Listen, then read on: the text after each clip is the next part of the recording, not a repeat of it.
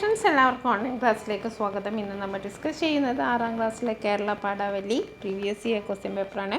ഒരുപാട് question paper നമ്മൾ online class എന്ന ഈ ചാനൽ അപ്ലോഡ് ചെയ്തിട്ടുണ്ട്. അതിൻ്റെ ലിങ്ക് ഡിസ്ക്രിപ്ഷൻ ബോക്സ് കൊടുക്കാം, അല്ലെങ്കിൽ ക്ലാസ് 6 സെക്കൻഡ് ടൈം എക്സാം എന്ന പ്ലേലിസ്റ്റ് ചെക്ക് ചെയ്താൽ മതി. അപ്പോൾ നാളെ കേരള പാഠാവലി എക്സാമാണ്. അപ്പോൾ നമ്മൾ ഒരുപാട് വീഡിയോസ്, ഒരു 7 ക്വസ്റ്റ്യൻ പേപ്പറെങ്കിലും നമ്മൾ അപ്ലോഡ് ചെയ്തിട്ടുണ്ടാവും. പ്രീവിയസ് ഇയർ ക്വസ്റ്റ്യൻ പേപ്പറാണ് മുഴുവനോ. അപ്പോൾ നിങ്ങളതൊക്കെ റെഫർ ചെയ്യുക. ക്വസ്റ്റ്യൻ്റെ ഒരു പാറ്റേൺ ഉണ്ട്, ആ പാറ്റേണിൽ തന്നെ ആയിരിക്കും അധികം ക്വസ്റ്റ്യൻസ് വരിക. അപ്പോൾ നിങ്ങൾ ഈ ക്വസ്റ്റ്യൻ പേപ്പർ ഡിസ്കസ് ചെയ്യുന്ന വഴി നിങ്ങൾക്ക് അത് ഏതൊക്കെ തരത്തിലുള്ള ചോദ്യങ്ങളാണ് വരിക എന്ന് നിങ്ങൾക്ക് മനസ്സിലാവും. അപ്പോൾ നമ്മൾ ആദ്യത്തെ ചോദ്യം നോക്കാം. കഥാപാത്ര നിരൂപണമാണ്. ചിത്രശലഭങ്ങൾ എന്ന നാടകത്തിലെ കേന്ദ്ര കഥാപാത്രമായ മുത്തശ്ശിയുടെ സവിശേഷതകൾ ചിത്രീകരിക്കുന്നത് നോക്കൂ. സ്വഭാവം, വാത്സല്യം, കരുതൽ, ദയ. രൂപം, ചുക്കിച്ചുടിഞ്ഞ ശരീരം, കൂനിക്കൂടിയുള്ള നടത്തം, ഇടറുന്ന ശബ്ദം. സംഭാഷണ ശകലങ്ങളാണ്.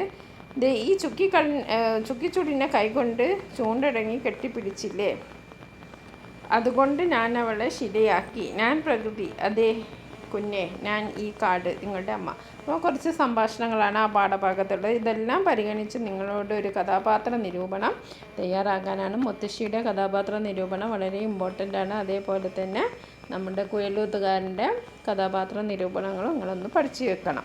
അപ്പോൾ നമുക്ക് നോക്കാം. ജി ശങ്കരപ്പിള്ളയുടെ ചിത്രശലഭങ്ങൾ എന്ന നാടകത്തിലെ പ്രധാന കഥാപാത്രമാണ് വൃദ്ധ. അപ്പോൾ ആരാണ് എഴുതിയത്? ചിത്രശലഭങ്ങളാണ്. ആരാണ് എഴുതിയത്? ജി ശങ്കരപ്പിള്ളയാണ്. അപ്പോൾ ജി ശങ്കരപ്പിള്ളയുടെ ചിത്രശലഭങ്ങൾ എന്ന നാടകത്തിലെ പ്രധാന കഥാപാത്രമാണ് വൃദ്ധ. കാണാതായ കൂട്ടുകാരിയെ തേടി 5 മാലാഖമാർ കാട്ടിലെത്തുന്നു.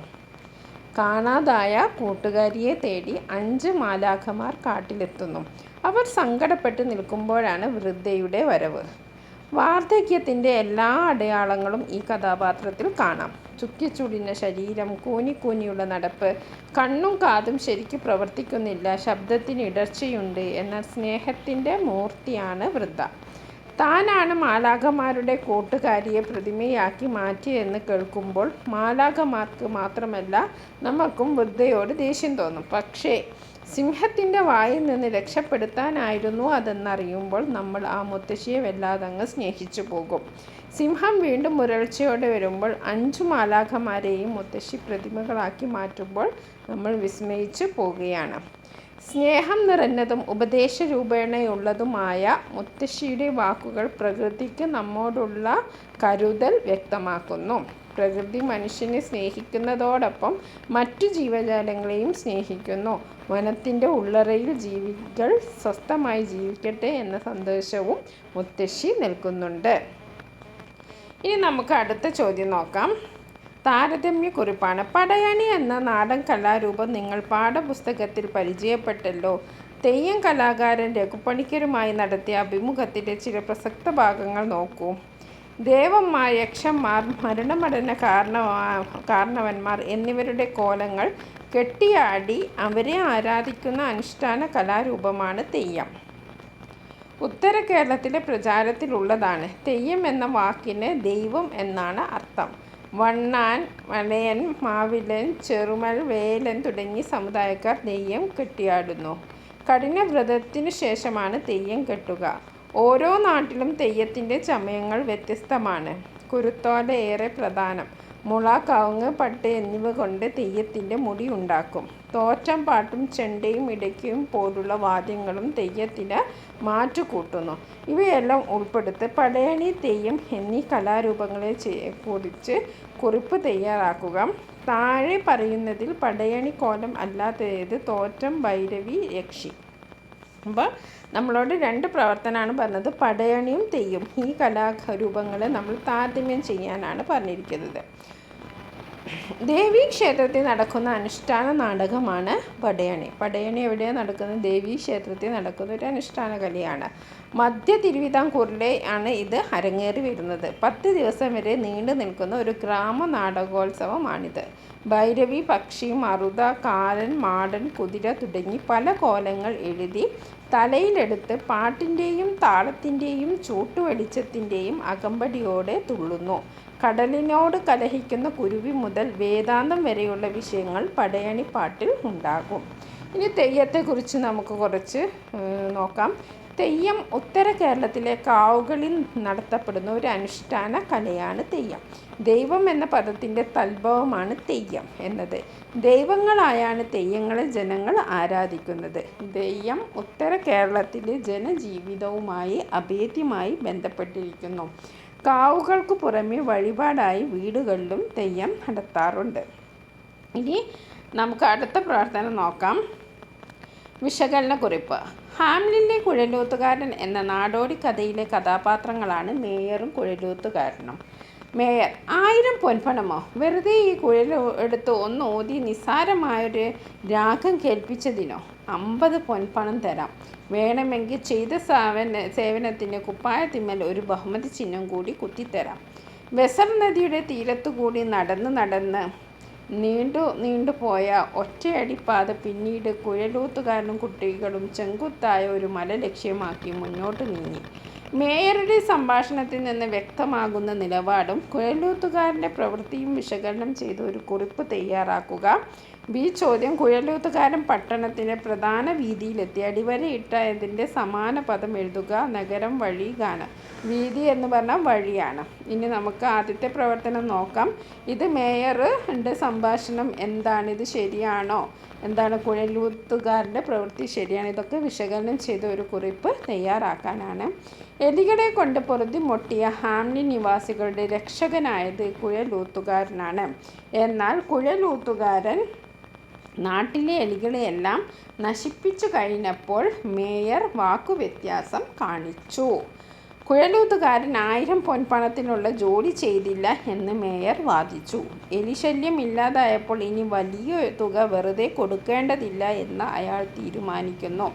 1000 പൊൻപണം പ്രതിഫലം നൽകാമെന്ന് പറഞ്ഞിട്ടാണ് കുഴലൂത്തുകാരൻ എലികളെ നശിപ്പിച്ചത്.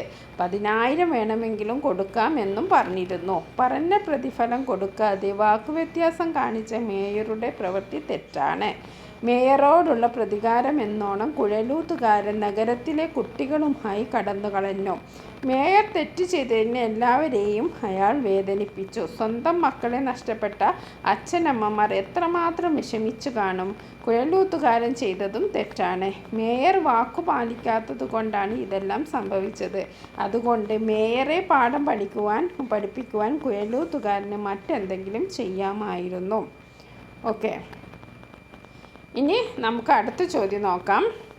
ഇത് APGയുടെ ജീവചരിത്രക്കുറിപ്പ് എഴുതാനാണ്. അപ്പോൾ അംഗീകാരങ്ങളാണ് APJ അബ്ദുൽ കലാമിന് ലഭിച്ച അംഗീകാരങ്ങളാണ്.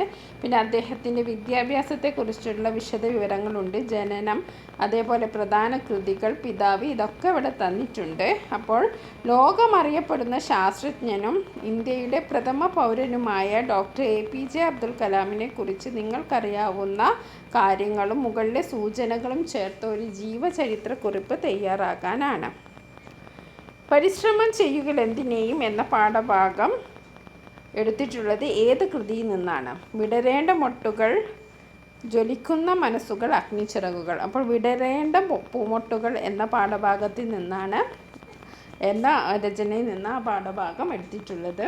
ഇനി നമുക്ക് APJയുടെ ജീവചരിത്രക്കുറിപ്പ് തയ്യാറാക്കാം. ജീവചരിത്രക്കുറിപ്പ് തയ്യാറാക്കുമ്പോൾ ആരുടേതാണോ ജീവചരിത്രക്കുറിപ്പ് ആളുടെ പേര് നമ്മൾ എന്ത് ചെയ്യണം?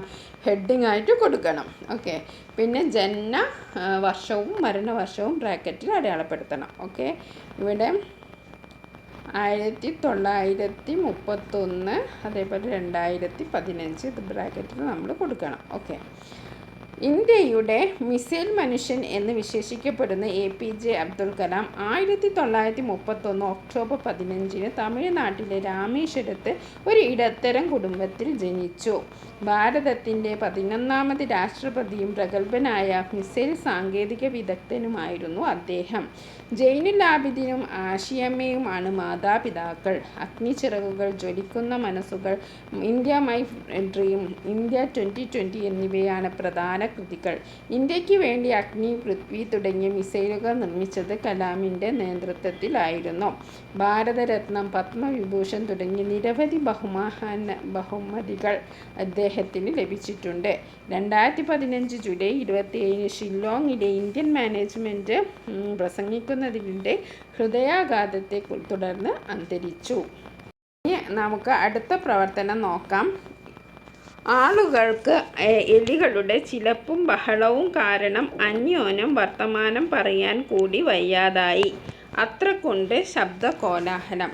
കൊച്ചു പൈതങ്ങളെ തൊട്ടിലാട്ടുമ്പോൾ 2-3 മൂഷികന്മാരും കൂടി അതിനുള്ളിൽ കയറിയിരുന്ന് ഒപ്പം ഊഞ്ഞാലാടുന്നുണ്ടാകും. എലികളുടെ ശല്യം സഹിക്കവയ്യാതെ വന്നപ്പോൾ ഹാംലിനിലെ മേയർ എലിശല്യം തീർക്കുന്നവർക്ക് പാരിതോഷികം പ്രഖ്യാപിച്ചു. ഈ വിവരം പിറ്റേ ദിവസത്തെ പത്രത്തിൽ വാർത്തയായി വന്നത് എങ്ങനെയാവും? അപ്പോൾ ഒരു പത്രവാർത്ത തയ്യാറാക്കാനാണ്. അപ്പോൾ ഒരു ഹെഡിങ് വേണം. ജനജീവിതം ദുസ്സഹമാക്കിയ എലികൾ. സ്വന്തം ലേഖകൻ. പിന്നെ നമ്മൾ സ്ഥലത്തിൻ്റെ പേരെഴുതണം. ഹാംലിൻ. പട്ടണത്തിൽ എലിശല്യം രൂക്ഷമാകുന്നു. കൂട്ടമായി നഗരത്തിലെത്തുന്ന എലികൾ ജനജീവിതം ദുസ്സഹമാക്കുകയാണ്. വീടുകളും ഓഫീസുകളും വാഹനങ്ങളും കടകളും എലികളുടെ താവളമായി മാറിക്കഴിഞ്ഞിരിക്കുന്നു. ഹാംലിൻ നിവാസികൾ ആകെ പരിഭ്രാന്തരാണ്. ജനങ്ങളുടെ പരാതി ലഭിച്ചതിനെ തുടർന്ന് ഹാംലിൻ മേയർ എലികളെ നിവാരണം ചെയ്യുന്നതിനുള്ള ശ്രമങ്ങൾ നടത്തിയിരുന്നു. അതെല്ലാം പരാജയപ്പെട്ട സാഹചര്യത്തിൽ എലികളെ നിവാരണം ചെയ്യുന്നവർക്ക് മേയർ 1000 പൊൻപണം പാരിതോഷികമായി പ്രഖ്യാപിച്ചിട്ടുണ്ട്. താൽപ്പര്യമുള്ളവർ നഗരസഭയുമായി ബന്ധപ്പെടുക. അപ്പോൾ ജനജീവിതം ദുസ്സഹമാക്കിയ എലികൾ എന്ന് പറഞ്ഞാൽ അങ്ങനെ ഒരു പത്രവാർത്ത വന്നിട്ടുണ്ടെങ്കിൽ നമ്മൾ ഹെഡിങ് കൊടുക്കണം. പിന്നെ എവിടെയാണോ സംഭവം നടക്കുന്നത് ആ സ്ഥലവും നമ്മൾ മെൻഷൻ ചെയ്യണം. ഓക്കെ, ഇനി നമുക്ക് അടുത്ത പ്രവർത്തനം നോക്കാം. താരതമ്യ കുറിപ്പാണ്. പോകല്ലേ പോകല്ലേ ഞങ്ങളെ കൈവിട്ട് നാഗത്തേക്കൻ മഞ്ഞുതുള്ളികളെ, പുല്ലുകളുമെങ്ങുമേ നിങ്ങളാൽ മിന്നുന്നു കൽമുടി ചൂടിന റാണിമാർ. ഉള്ളൂർ എസ് പരമേശ്വരയ്യർ. നിന്നിൽ കുരുക്കുന്ന കറുകയുടെ നെറുകയിലെ മഞ്ഞുനീർ തുള്ളിയിൽ പോലും ഒരു കുഞ്ഞു സൂര്യനുണ്ടതു കണ്ടുദിച്ചിതൻ കരളിലൊരു വിസ്മയ വിഭാതം. ONV കുറിപ്പ്. അപ്പം നെറുക എന്ന് പറഞ്ഞാൽ നെറ്റി, വിഭാതം പ്രഭാതം. അപ്പം പ്രശസ്തമായ 2 കവിതകളിലെ വരികളാണ്. ആശയങ്ങൾ ശ്രദ്ധിച്ചല്ലോ. ഈ 2 കവിതകളുടെയും സാമ്യ വ്യത്യാസങ്ങൾ കണ്ടെത്തി സ്വന്തം അഭിപ്രായങ്ങൾ കൂട്ടിച്ചേർത്ത് താരതമ്യ കുറിപ്പ് തയ്യാറാക്കുക. ഒന്ന് നമ്മൾ പഠിച്ചിരിക്കുന്ന പാഠഭാഗമാണ്, മഞ്ഞുതുള്ളിയെക്കുറിച്ചാണ്.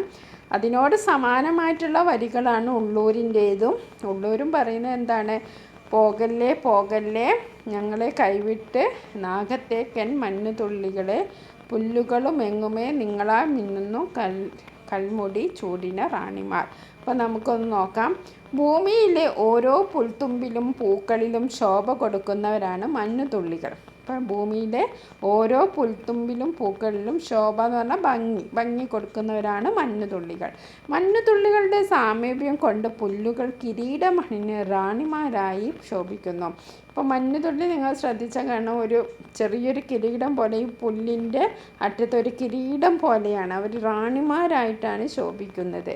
അതുകൊണ്ടാണ് സ്വർഗത്തേക്കാണെങ്കിലും തങ്ങളെ കൈവിട്ട് പോകല്ലേ എന്ന് പുല്ലുകൾ അപേക്ഷിക്കുന്നത്.